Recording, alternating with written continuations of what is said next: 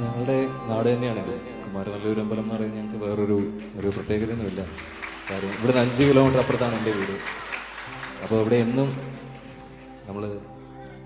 എന്നെ അടിമ ഈ അമ്പലത്തിലാണ്. അപ്പോൾ ഞങ്ങൾക്ക് എല്ലാവർക്കും നന്ദഗോവിന്ദ ഭജൻസിന് ഒരു നമ്മുടെ അമ്മയുടെ അടുത്ത് എന്ന പോലെ ഒരു തോന്നലാണ് കുമാരനല്ലൂർ അമ്പലത്തിൽ വരുമ്പോഴത്തേനും. ഞങ്ങളൊരു പ്രോഗ്രാം അല്ലെങ്കിൽ ഭജന ഇവിടെ ചെയ്തിട്ട് ഇപ്പോൾ ഒരു 15 വർഷത്തിന് മുകളിലായി കാണും.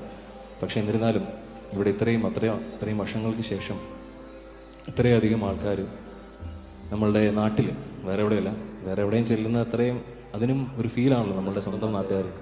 അപ്പോൾ അതൊരു ഭയങ്കര സന്തോഷമാണ്.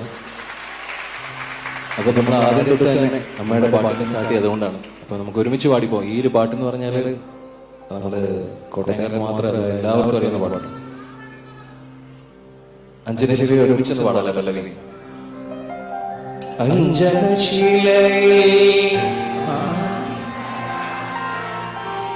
അമ്മേ കുമാരനല്ലൂർ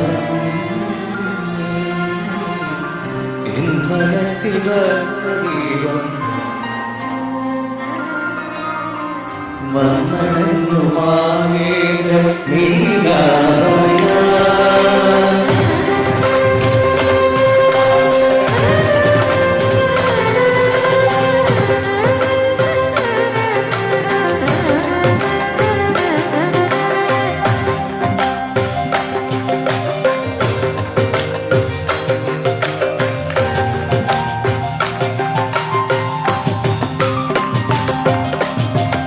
കുമാരനായി പണ്ട് പണി തീർന്ന മന്ദിരം കുമാര